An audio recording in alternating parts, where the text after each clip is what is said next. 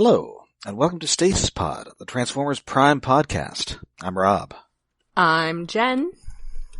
We want you for a new recruit. We want you. I'm David. That's right, it is new character time. Yay! And it's not even like a side thing. It's like the episode is about us getting a new character. Yes, he is the titular new recruit. Yeah, we haven't had that for a long time, unless we're counting Decepticon. Yeah, well, as far as the Autobot cast goes, we haven't really had a regular join since, like, the pilot. Yeah. No, because Wheeljack's a recurring character. Really count. And eventually he becomes a regular.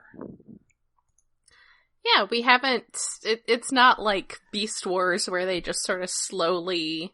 Or even Beast Machines, where they just sort of slowly would add somebody in partway through the season, and yeah, it's been pretty core cast for a while. And I do think it's time. I like the core cast of the show, but we've kind of seen all the permutations that we can possibly get. Yeah, it's getting a little stale. Yeah, to the point where, when they did that big multi-episode T-episode thing, they kind of had to mix things up a little bit and do some interesting things, and then we get a flashback. So yeah, it's time for some new character interactions. Yes. And this first aired September 7th, 2012, written by our old pal Marty Eisenberg. Sweet. This is his fourth and final episode for Transformers Prime. Aww. Oh, that... Alas. Odd. Yeah. How'd you stick him on a character? Well, I guess he's good at character introduction. It just seems weird. Alright, so we open up with once more, Raph and Jack are, I assume, going through Infowars.com and deleting pictures of Bumblebee and replacing them with tap dancing monkeys. See, I did have to take a moment and be like, I would really expect more for Raph to be, like, doing this on the FTP level and just directly, like, replacing the picture file on the server with a different picture file with the same name. But I guess if he actually has cracked their, like, WordPress login, then he could get in through the front door. And although if you think anybody would be paranoid, it would be guys who run conspiracy websites. Yeah, it seems weird that like, the only stuff they have is on the website. No, they got backups somewhere because they're paranoid little bastards. You have to crash their system, not replace some images. Listen, maybe they ate too much chili and forgot the backups. Look, not all paranoid people actually know what they're doing with computers. This is true.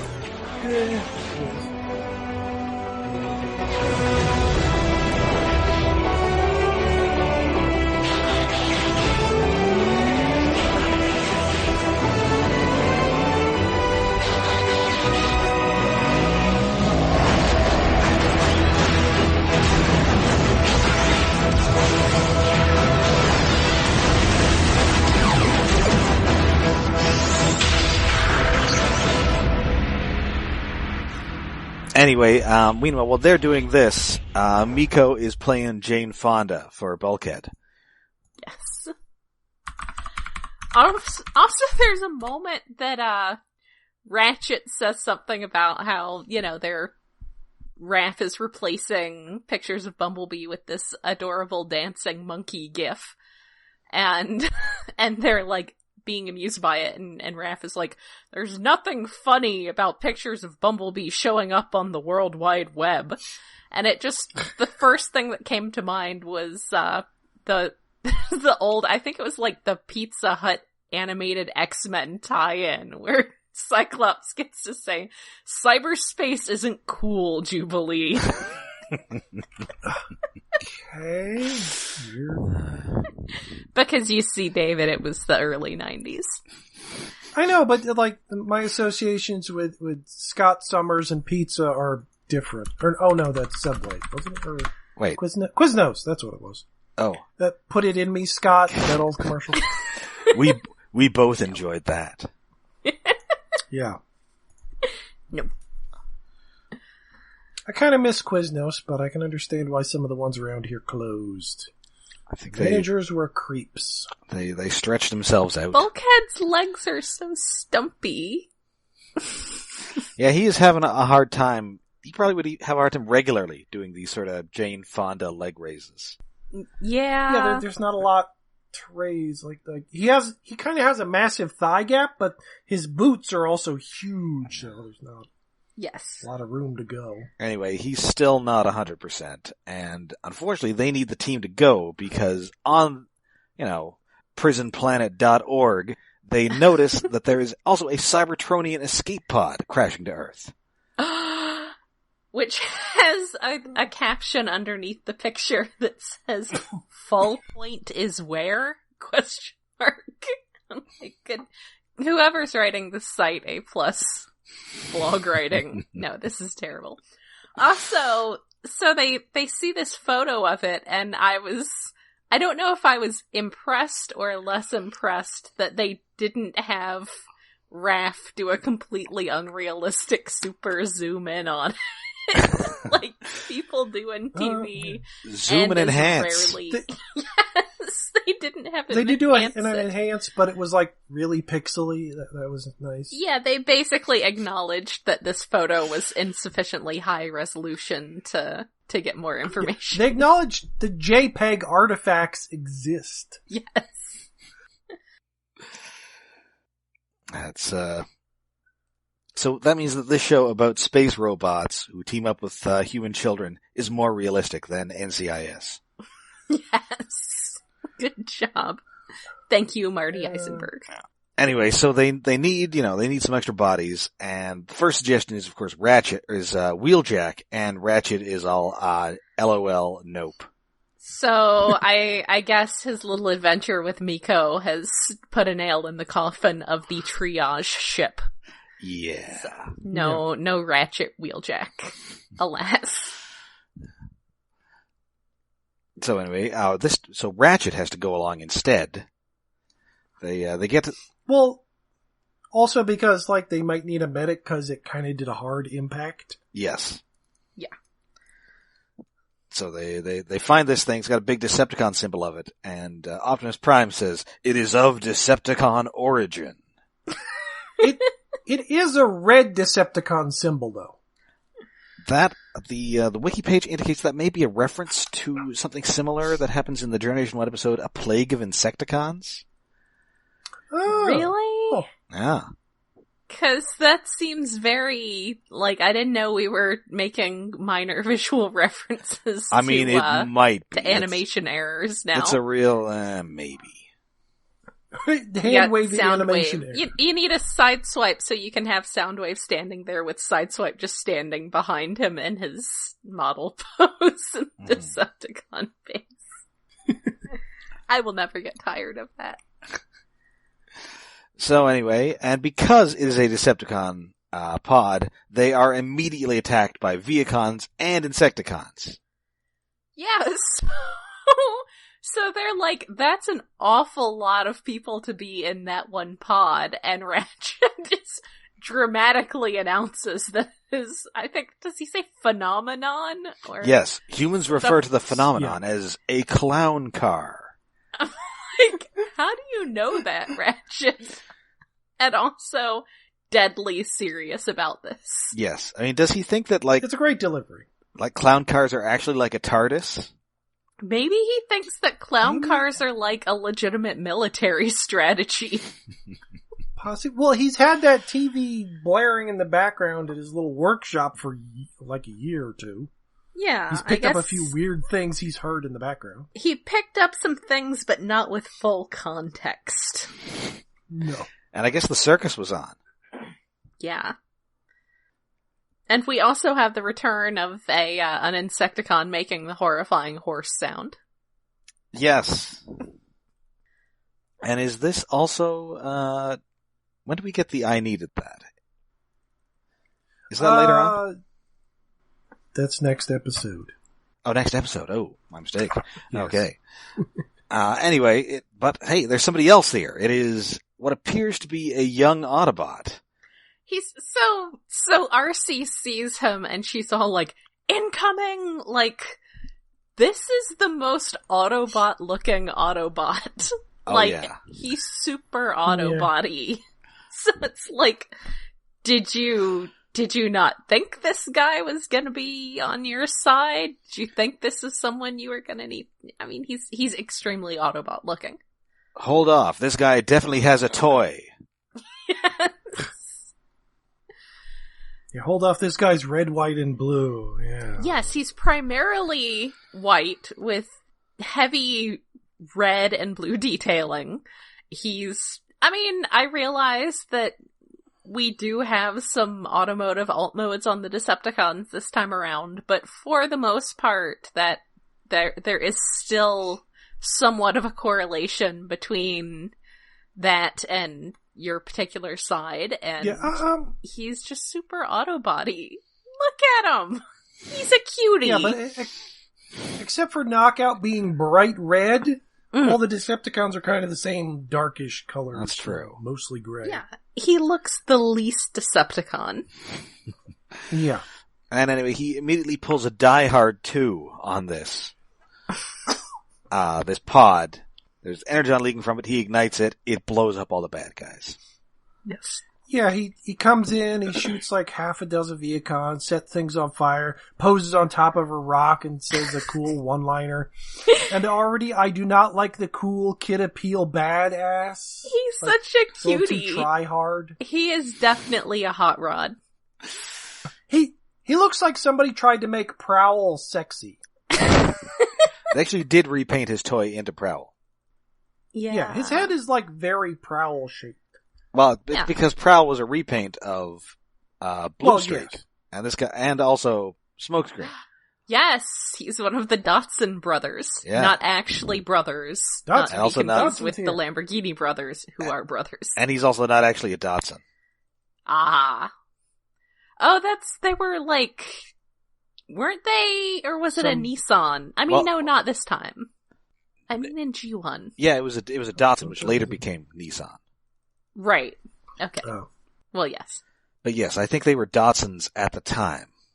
And Yes. certainly they were at the time when the original toy was made during Diaclone, I would think. Yes. Yes. Iacon. And I think his eventual car mode is, it's apparently a McLaren, according to the wiki. Aha. Ooh. Like a Nice. super sports car. Anyway, he is Smokescreen, and he is also Nolan North. Yes, so he's also got a, like, cutie voice. He's got a hot ruddy cutie voice. He's in those Yeah. Uncharted video games. Oh, is he the main He's dude? the main guy. Isn't he usually the cartoon Deadpool? Yes, he is the cartoon Deadpool. Oh, yeah. This is his first time on Transformers TV show. Previously he was on, he's in those like War for Cybertron video games. Aha. Yeah. But yeah, so his voice has sort of a, I guess you can take from that he's got sort of a Ryan Reynolds voiceover vibe. Yes. Mm-hmm. And, in fact, speaking of Cyclops, he was Cyclops in Wolverine and the X-Men. Aha. Interesting. I should probably watch that at some point. Anyway, It's supposed to be pretty decent. notable on his shoulder, he's got an Autobot Elite Guard, insignia. Yes, so he, the fighting's over, and he sees Optimus Prime, and he's all like, oh my god, it's Optimus Prime! And he, like, turns to the other Autobots, he's like, look! And they're like, yeah, we know. I think one of them let her... RC says, yeah, we know. Yeah.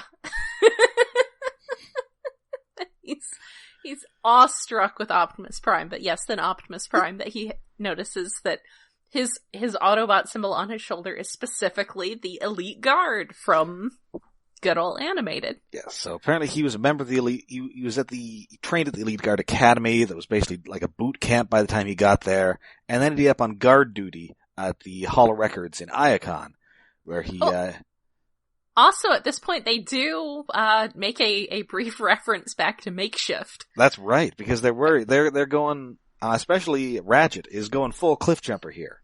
Yes. Traitors! You're all traitors. But yeah, they're concerned. They're like, this wouldn't be the first time that a new teammate was actually a plant. So, nice reference to Makeshift.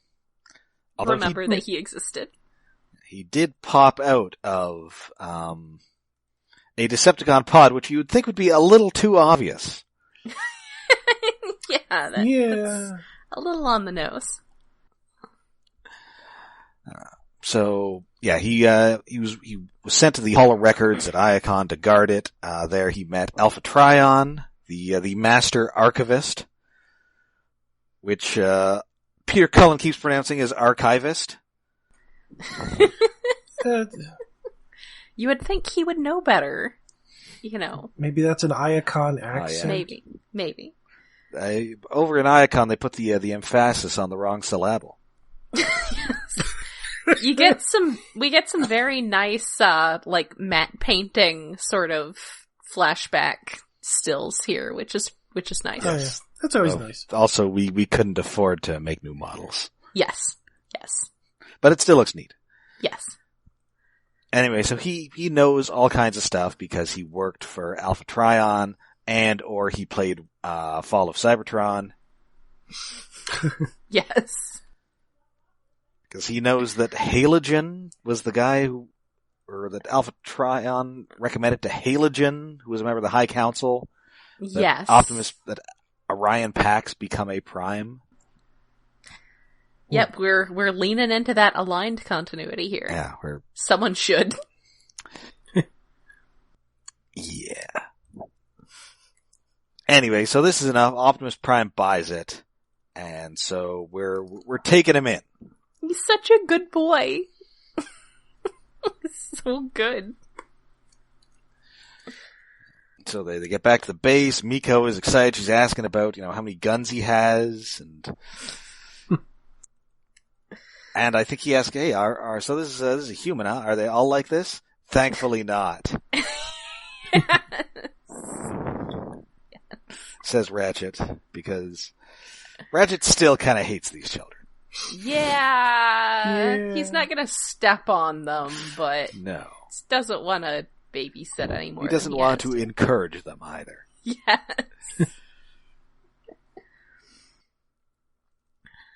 Anyway, so he gets there and he finishes the flashback. He was, he was captured when Iacon fell. Ended up on a Decepticon ship that looks pretty cool. Yep, pretty cool prison ship. And then fought his way to an escape pod, was put in stasis, and ended up on Earth. Hey, here I am. And he's all, oh, hey, this is going to be awesome. We're going to, fight this war. And then here comes Bulkhead hobbling in to tell him that, hey, kid, actually, really sad. Actually, war sucks. Yeah. Yeah, well, it's weird that Bulkhead comes dragging himself in as if he's Cup coming to tell old war stories. It's very weird for Bulkhead. Especially in animated, Bulkhead was young and optimistic, and now Bulkhead is old and busted. Yes. Poor Bulk. He does not deal well with having this new kid around. He already feels like he's being replaced. I feel like this group could really do with a therapist right around now. The closest they might have is Ratchet. Yeah. That's not good. And no. His bedside manner is not good. No. And meanwhile, Starscream. We haven't seen him for a while. Not just Starscream. Starscream is Googling shit. Yes. Just, talking about how it's all these terabytes of data and it's all useless. And I'm like, yes, welcome to the internet. Yeah. But oh hey, look at this tap dancing monkey. And there's a great little Starscream smile here. Yeah, it's a little laugh. He appreciates Raph's tap dancing monkey. But he finds an image that they did not replace with a tap dancing monkey, and that is Red Energon. Red Kryptonite, you say? Yes. Yes. Right now we are now at the stage where I think there are 4 versions of Energon that we've seen on this show. Yeah. Yeah, because there's the basic we've got blue, Dark Energon. and then there was the... I'm sorry, Dark Energon. Energon. Oh no, I guess this is the 5th actually. fifth. Okay, what Well, did I? Okay, all right, so there's regular. basic energon, which is blue. Yeah. There's dark energon. Uh-huh. There's the reanimator green. Right, that's the synthetic energon. And right, then that from a is couple a- episodes, there's the Tox N. Yes. Oh, right. I guess that does count. Huh. So we're Yeah, in this is Silver flavor Age different. Kryptonite territory. Yes. Yeah. I think this is the one that's going to split, like, RC into good RC and bad RC, and they're going to fight in a no. junkyard. Which one is gonna turn everybody gay? That was a Peter David gag about pink kryptonite. Yeah. Yeah. I like Peter David, though. He's allowed. He can get away with it. He can pull it off. I guess, yeah. It was the 90s. We could make those jokes and not think about how hurtful they were. Yeah. See also 50% of Friends episodes. Yeah. I'll prefer not to, thanks. Wouldn't it be hilarious if we were actually gay instead of just roommates? The 90s.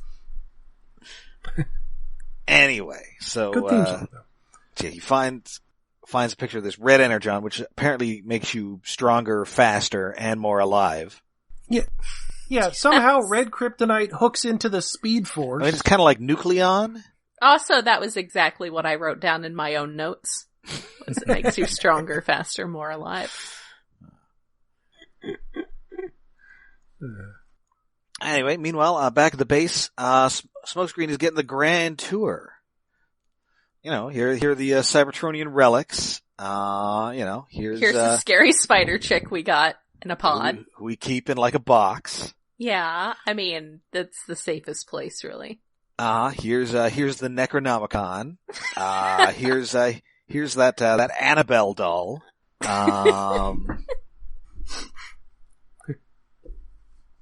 Okay, this is the Lament configuration. This is one of those, couple of those balls from Phantasm. Yes.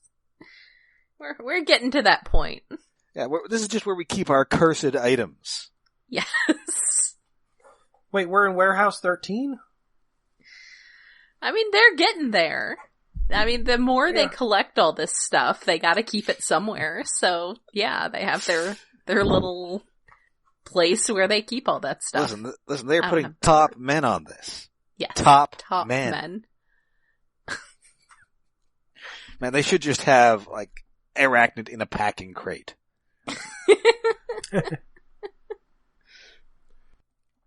Anyway, and also Bulkhead is mad because he's all, oh, look, you brought in this new cool guy to replace me, just because I'm largely incapable of movement. Nobody brought him in. He crash landed. Did you expect them to just show him the door? Do you expect him to be like, no, I'm sorry, extremely good new guy. And I mean that in an alignment sense. In like a D&D alignment sense. Oh, the alignment chart is bullshit. I just think of it as kind of like they found this kitten in the rain in a cardboard box and they had to bring him home. But Bulkhead, the old dog, doesn't like the new kitten. Yes. I don't like the new kitten either. Well, speaking of D&D alignment, we can't bring in your chaotic good pal. Because he says, oh, well, it would be okay if we brought in if you brought in Wheeljack, even though we all hate Wheeljack and he doesn't want to live here. I'm not... I think Wheeljack might be more lawful evil. Oh. Maybe.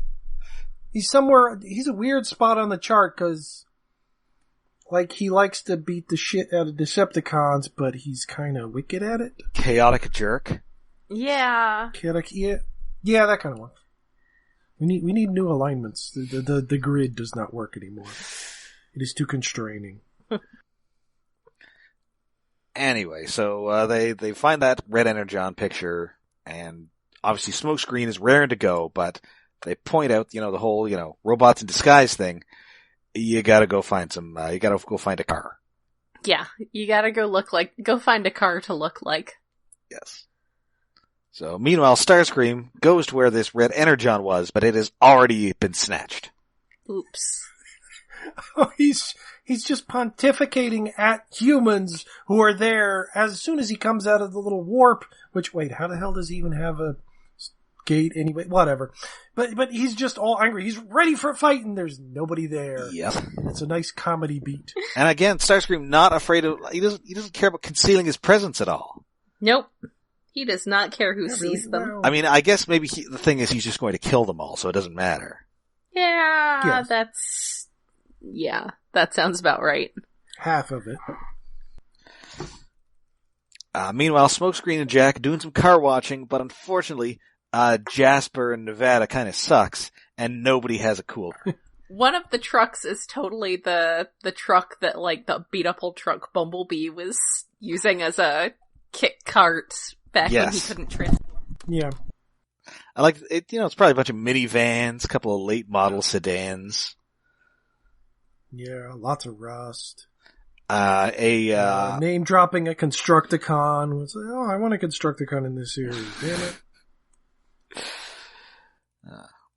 Anyway, Prime, Arcee, and Bumblebee have gone to a loading dock, a shipping dock, where this red energon has been taken.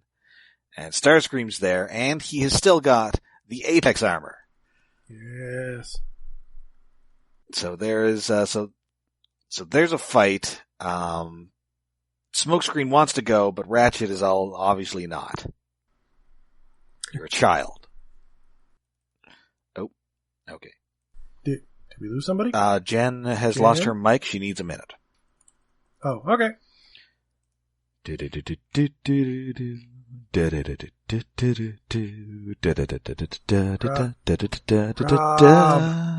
Rob, you need a new microphone that is further from your face. How about if I move this one further from my face? Is that better? Okay. Yeah, a little bit. You haven't been popping as much, but like on the second half of the Condor Man podcast, there's a lot of popping peas and all the little spikes. I must take out the spikes where I can. I'm popping and locking all over the place. Okay, where were we? The Constructicon. We were at the fight. We're over the red energon somewhere. Oh yeah, I was gonna make a comment about the Constructicon, and then I realized no one was hearing me. There's a big fight event. Bulkhead wants to help, of course, because Starscream was kind of kicking ass with this Apex armor. So is this the same location where Optimus and Wheeljack fought Dreadwing? Because it looks like the same place. I think it might be the same model, but I don't think so, because that was in the Arctic, wasn't it? No, I don't mean him and they Starscream fighting. fighting. Dread, what's his name? Dreadwing is Dreadwing. punishing. Yeah. His Gatling gun is illin. With the bomb, mighty Midnight Bomber. Oh, right, it does. Although, I mean, that is kind of just how shipping containers look. Yeah, but lots also of there shipping was containers, and you just move the crane to a different spot. There's a city. I'd swear in one of the shots you can see a city, like in the distance. Yeah, but I mean, it may not actually be the same place. But I think at this point it may be worth thinking of these things as sets. Yeah. In the sense of live action, where if it may not be intended to actually be the same location, but it's shot in the same.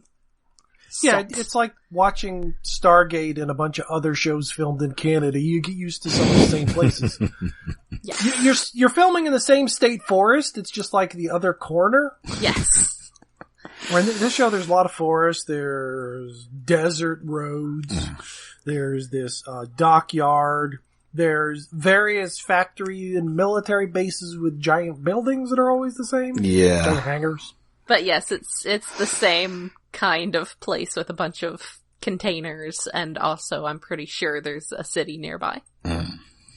Yeah, which we didn't quite get that feeling as much in Beast Wars. Although I guess in Beast Wars, like a city with buildings tends to look like every third city with buildings. Yes. Like the time they went to New York in this show was like, oh, that was obviously New York. Those were different buildings. Yes. But Jasper and any other town kind of look like the same town. Yeah. Although there is some truth in fiction there. Yeah, a little bit. Yeah, because there have been some places I've driven through, and it's like, I've driven through this place in Jersey, but I'm not in Jersey now. Like, there's this stretch of highway that seems to repeat everywhere. Yeah, there was... One of the things about Columbus, Ohio was that it felt like... I said it felt like a BotCon city. Because it felt like, say, Indianapolis, or I guess Fort Wayne. It felt like Fort Wayne, or it felt like Dayton, or it felt like Durham. You know, it just felt like the kind of city BotCon happens at. It's like how almost all Marvel movies now are filmed in Atlanta. Yes. Yeah. That's just New York now. Yes. The role of New York will be played by Atlanta. Yes. Except in that Incredible Hulk movie where the role of New York is played very badly by Toronto. Yeah. You can't just put Sam the Record Man in there and expect us to think it's New York. Sure. It had like giant neon record signs. Yeah, that's... That somehow end up in Harlem in that movie. Mm-hmm. Anyway, so Ratchet finds Smokescreen and he's like looking sinisterly at this phase shifter. Yeah. They don't really lean much into, like, making Smokescreen seem suspicious, because that could definitely be, you know, a way you go with this, and then it turns out he's actually super trustworthy because he's a good boy. But yeah, he's seeming a little ominous looking at this phase shifter, which is kind of funny because it's the least offensive capability thing they own. Yes. Well, he was also staring at Arachnid's chamber for a little too long earlier. Well, I can't blame him for that. I mean, I've only seen one other woman since I got here, and she was really mean to me. Yes.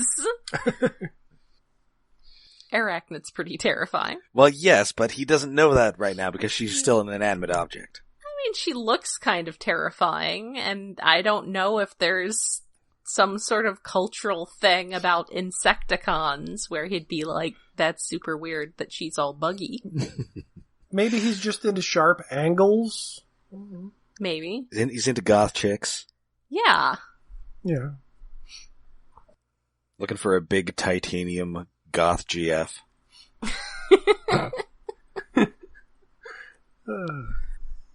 Anyway, so he, after Starscream has defeated all these Autobots, Smokescreen shows up, and he's got the phase shifter, and he kitty prides Starscream right out of the Apex armor. That's some very precise use of his phasing of the phase shifter for someone who presumably has not had previous experience with it. Because he does a flying kick at the Apex armor, shifts through the Apex armor, and then also, like, shifts Starscream through it as well. And instead of, you know, for instance, shifting directly through Starscream himself. So that is very weird. Like, we needed like a training mod. Yeah. Unless there's like a setting on it somewhere where there's like setting pass through everything but Cybertronians. I think we just needed a training montage where he's like training with Ratchet. There's like, you know, you're the best around, and he keeps like phasing halfway through walls and stuff.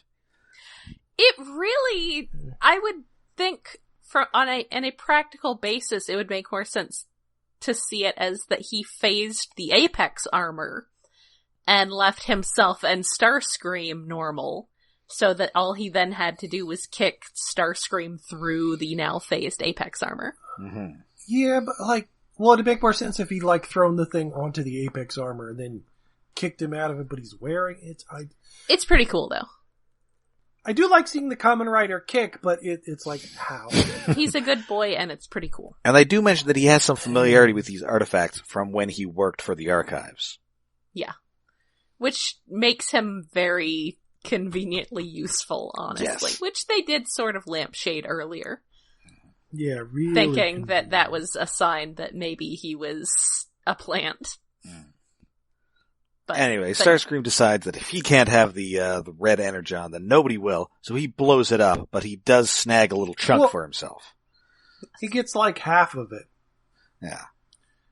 And runs away to scream another day. But not for a few episodes. Nope. So they get back to the base. He's, welcome to the team, Smokescreen. And then Bulkhead is sad. Bulkhead very sad, just tromping away into the darkness. Miko's trying to cheer him up, but he's sadder than Bruce Banner walking away at the end of an episode of Incredible Hulk. And he's even a big green guy. Da, da, da, da. It's not even like they went and got Smokescreen. Like you said, it's like they found a kitten, and it's like, what were you gonna do? Leave the kitten out in the cold? Just go hang out with Wheeljack. He's definitely not a bad influence. He's the worst. But yeah, he needs some therapy. He needs some mental as well as physical therapy. Oh, and I missed a Smokescreen line here where he referred to Starscream as a stiletto-heeled creep, which I enjoy. Yes. He does have stiletto heels, but there's a gendered insult there, Smokescreen. He has stiletto heels, and he is a creep. Starscream is pretty fabulous, and I feel like this is something that's worth pointing out regardless of gender. It's like... Yeah. He didn't say there was, maybe something wrong with being that fabulous when you're supposed to be a serious, scary, threatening person, but this Starscream is the most fabulous Starscream that we've ever had, and I appreciate that. Yeah, I prefer the design of the Starscream in the next series, but this one's like flamboyant-ish. There's that that's not the dance right word, but that they like to use in the ads. Yeah. I was just thinking, it'd be fun to have an episode where Wheeljack has an intern, but then I realized, oh wait, that was the episode with Miko and Wheeljack? So... That was already his intern. Miko, murder intern. Also, at the end, we do get to see, I don't know that there was a good shot of it before that, but definitely at the end you can see that Smokescreen has a 38 on his side of his car mode, which is what G1 Smokescreen. Really? We do see it in robot mode a few times, but the door is broken in half, so the 3 is sitting inward, but the 8 is sitting on his tire. Yeah, you don't get to see a lot of good shots of it because he's running around doing stuff. But yeah, he's not because G1 Smokescreen was blue and red, but not as much white. But no, not a lot of white. He's thematically similar, but I wouldn't go so far as to say he's clearly a new version of the same character. He's not the same character at all, other than being red, blue, and white. Oh, because what are Smokescreen's primary characteristics? Come on. Well, admittedly, that is kind of the problem. Smokescreen doesn't have much. Prowl is the cop. Blue Streak is the talkative one. Smokescreen is just there. He's the other guy. Yeah, he was really good in The Gambler, and that was but he wasn't even had any interesting personality quirks there, except hanging out with an alien.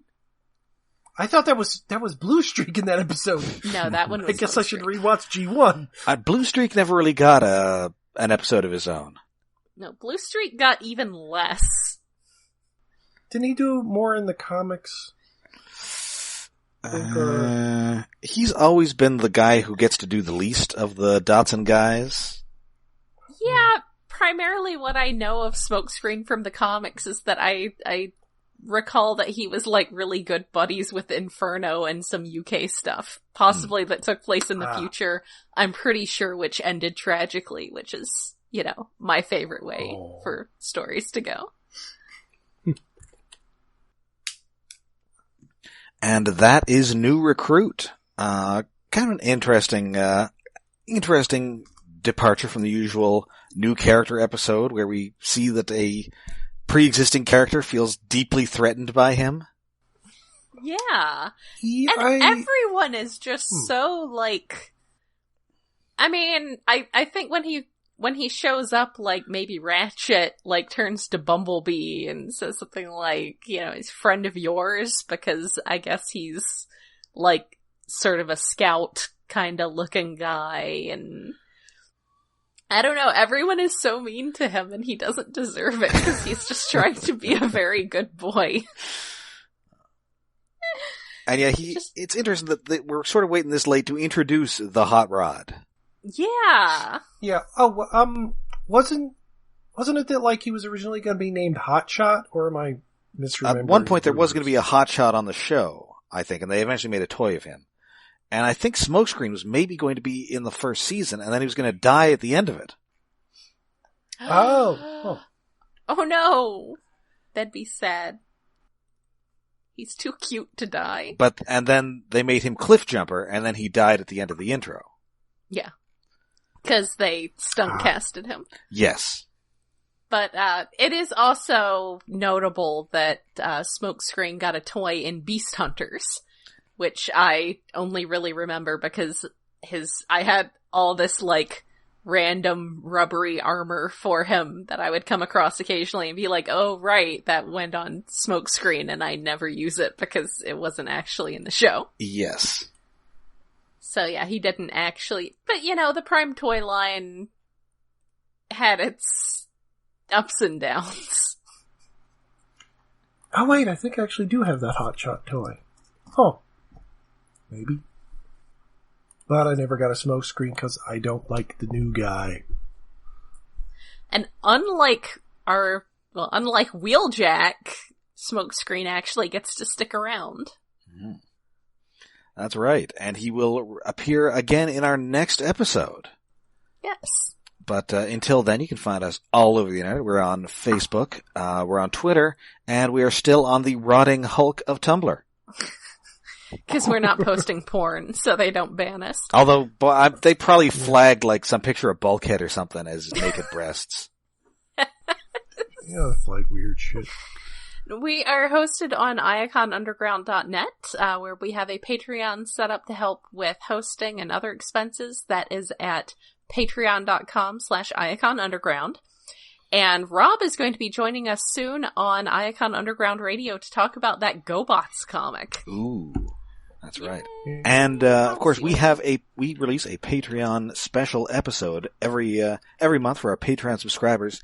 And this month, by popular demand, by which I mean one person demanded it, we watched the 1980s superhero spy movie, Condor Man.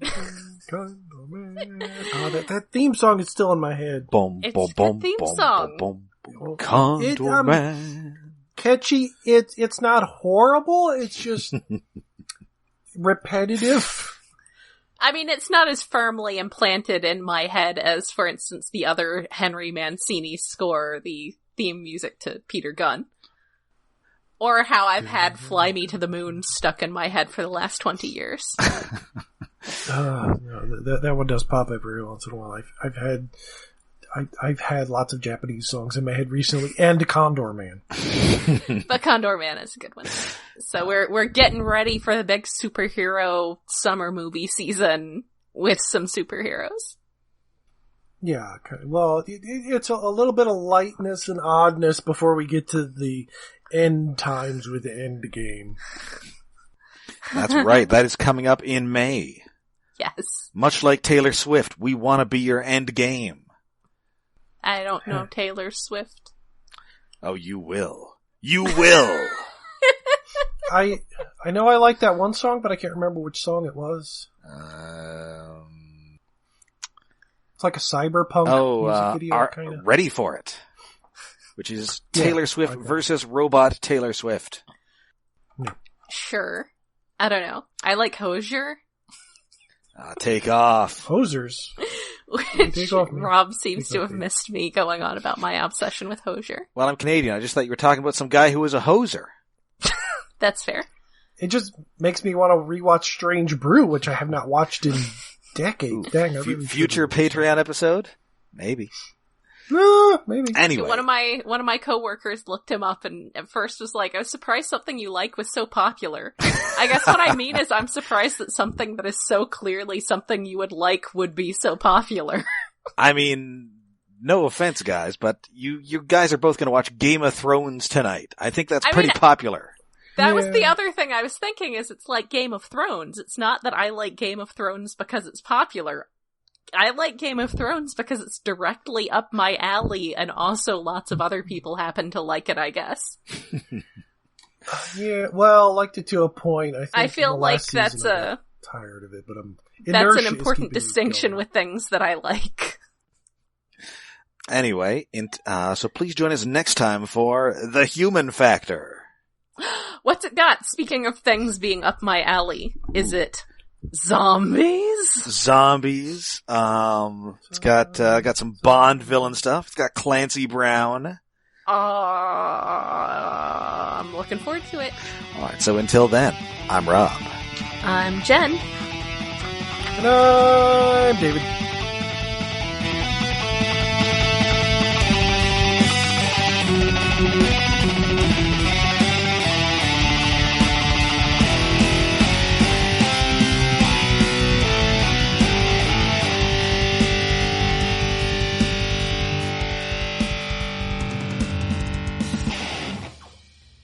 I will say I remain extremely impressed that you were able to tell that I have a significant diastema just by listening to me.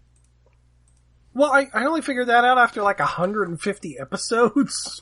Still, that's something. Because like every once in a while you hit an S a little sharp, and it was just a guess. I'm regular Terry Thomas. I don't get that. I get David Letterman, I think, has one. What's her name? What's her name? Rogue in those X-Men movies. Anna Paquin. And what? You know, she's also on that show True Blood. I guess, but like, I guess I never knew her name. She's like, she won an Oscar at age 11. Or I just confused her with a different actress. Possibly Ellen Page. Because probably, yeah. Because I don't think I've seen her anything since the X-Men movies, I guess. I mean, that True Blood show is pretty big. Well, I haven't watched the True Blood show. It's on fucking HBO, and the only thing I watch on HBO is Game of Thrones. Oh, okay. Without actually having HBO. I have not had HBO since the 90s? Oh, I've actually never had HBO. Well, I got it. Well, we had it for a bit, and then we had it for free for a decade. Oh. Because they fucked up. One of those, we forgot to unplug it.